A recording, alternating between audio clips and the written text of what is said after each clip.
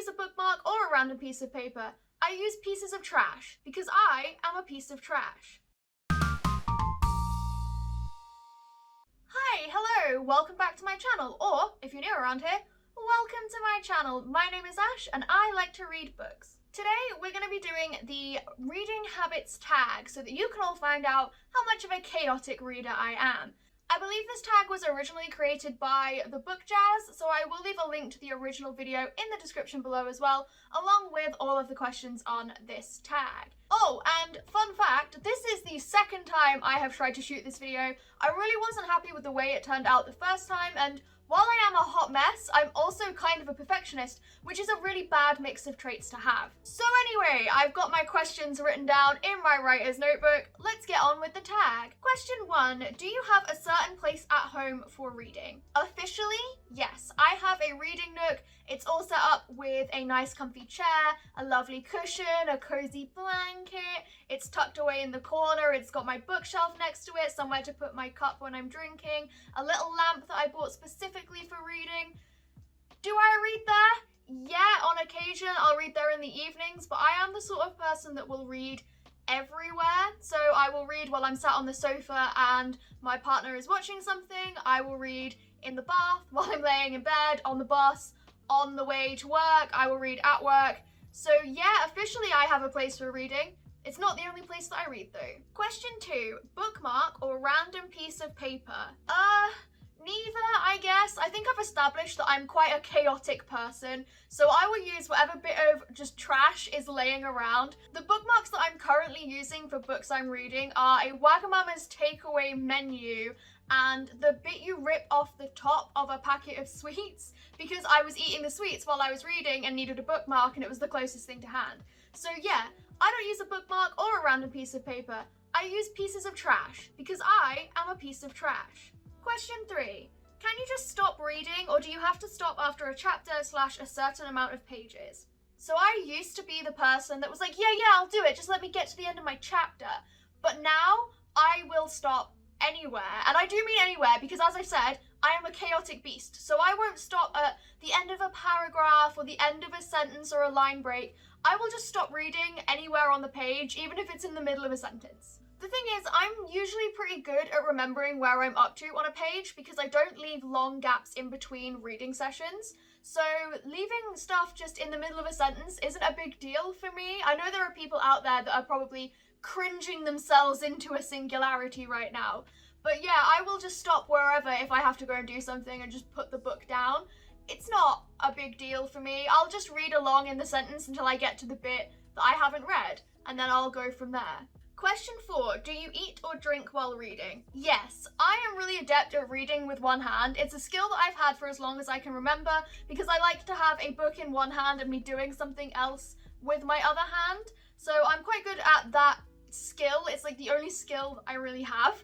But I also will read on my Kindle or on my phone, so I can do that with one hand as well, which makes it really easy because I don't need to put my cup down to turn pages. The only thing is if I'm eating while I'm reading a physical book, I don't like to eat anything that will leave a residue on my fingers because then when I turn the page, it's going to make the pages greasy, and that's really nasty. So I'll eat things like fruit or little sweets, but I don't eat things like chocolate or crisps or anything like that while I'm reading, unless I'm reading on my Kindle, because then it doesn't matter. I can just tap to turn the page with the hand that's holding the Kindle. Question 5. Multitasking. Music or TV while reading? Music, yes. TV, no. I don't understand the people that can read a book and watch TV at the same time because I will just get overwhelmed in my brain and not be able to remember what happened in the TV show or in my book, and then it's just a pointless exercise to me. I'll have to reread the passages that I was reading before or watch the TV show again, and I don't really want to do that. I don't have the time. I am a busy person, she says, as she films YouTube videos when she should be working from home. But yeah, sometimes I will have the TV on because my boyfriend is watching something in the living room and I'm sat in the living room reading, but it's usually stuff that I'm not really interested in, so I don't really mind that. Music I can listen to, and often I will put music on to drown out the sound of the TV so I don't get distracted.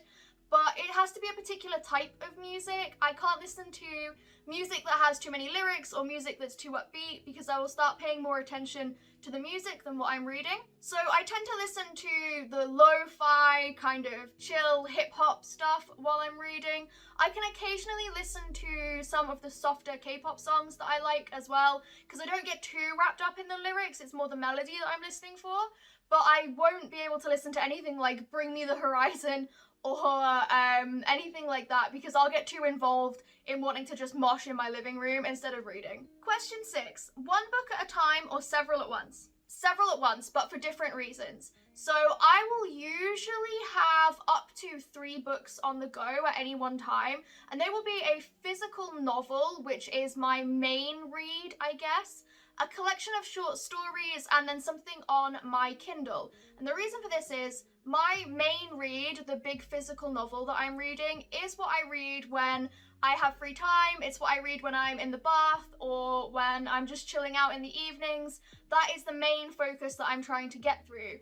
The short story collection would be what I read before I went to sleep while I was in bed, because I find it really satisfying to get through a beginning, middle, and end of a story all in one sitting before I go to bed. It doesn't leave me thinking what's going to happen next, and it really curbs how often I stay up until 2 in the morning reading when I should be sleeping. And finally, the ebook that I have on my Kindle or on my Kindle app, that is for reading when I'm out and about. So if I'm on the bus, or if I am walking down the street, or if I'm at work and want to do some stealthy reading because I can read on the Kindle app on my phone, that is what I will use my ebook for. Mainly that's because taking a Kindle or my phone with my ebook reader on it is much easier than taking a book with me. It means I can take a smaller bag outside with me, or sometimes no bag at all, instead of making sure I have a bag to put my book in. And it will be a different book to what I am currently reading as my main read, because I don't want to have to buy a physical book and then also buy it on ebook as well, when I could just take that book out. It's just me being lazy. The only time I ever try to only have one book on the go is if I am reading something for university, which kind of sucks for me because it's always classics and I hate reading classical literature, but it's something I have to focus on because I obviously need to take notes and understand and engage with the themes, and I don't want to be distracted by the zombie fiction that I have waiting for me when I need to be focusing on like Jane Eyre. So sometimes I will have one book on the go for particular reasons, but most of the time I have several at once. Question 7, reading at home or everywhere? I think my answer to the previous question gives away my answer to this question. I can read everywhere. I have read walking down the road on my way to work. I've stealthily read on my phone while I'm at work. I've read on my phone while I am in the bookshop buying more books. I can literally read anywhere. If I am in a situation where I'm not expected to like serve customers or talk to my friends or be social or be engaged, 9 times out of 10 I will have my nose in some sort of book. I am basically Belle from Beauty and the Beast. I just love to read all the time. Question 8. Reading out loud or silently in your head? Silently in my head. I don't think I've ever really read out loud to myself. Like, I appreciate there are reasons to read out loud if you're presenting, or I will read out loud when I'm reading to my niece, but then she's learning to read, so she can't read along with me. And I'll also read out quotes to my boyfriend from the book that I'm reading, so he has context for what I'm saying, because usually I'm complaining about something in the book that he hasn't read, and he needs the context so that he can understand why it's annoyed me so much.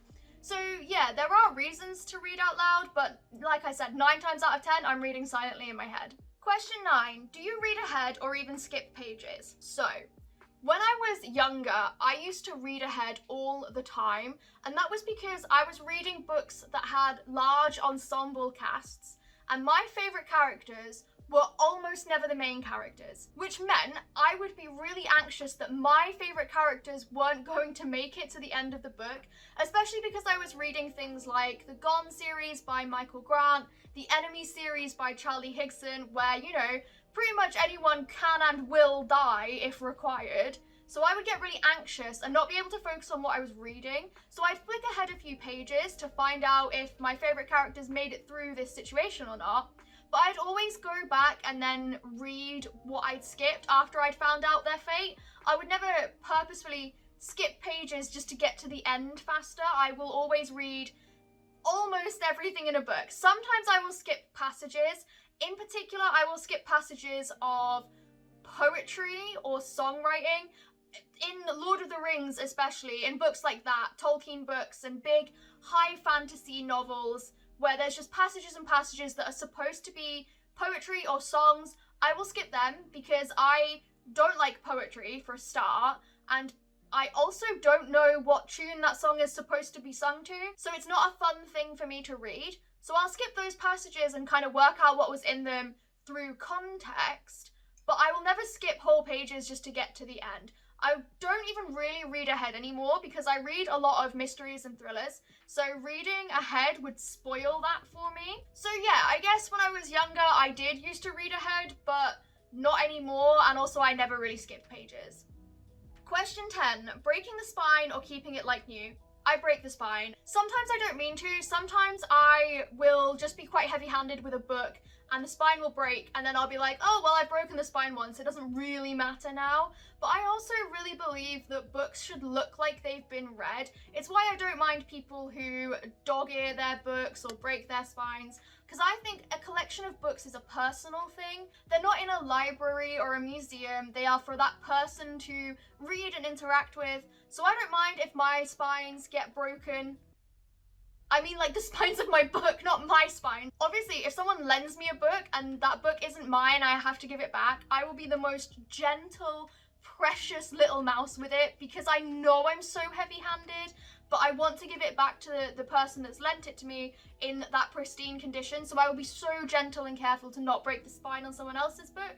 But if it's my book, I'm like, yeah, sure, let's just open this bad boy up, because I don't want to have to sit and kind of angle myself with the pages open this wide so that I don't break the spine on my own book, because it's just for me, it's my book and I don't really care. Question 11, do you write in your books?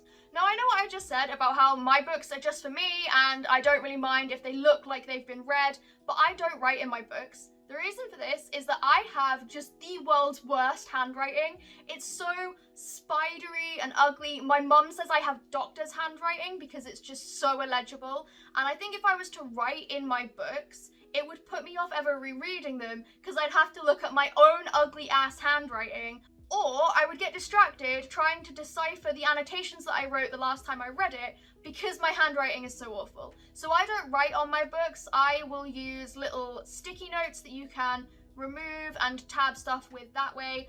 Or if they aren't to hand, I will take notes on my phone or in a notebook that I have next to me. I don't often tend to take notes on books that I'm not studying though. So yeah, it's kind of situation dependent as to how I will take notes, but I will never write in my books for personal handwriting related reasons. And there we go, that is the end of the reading habits tag.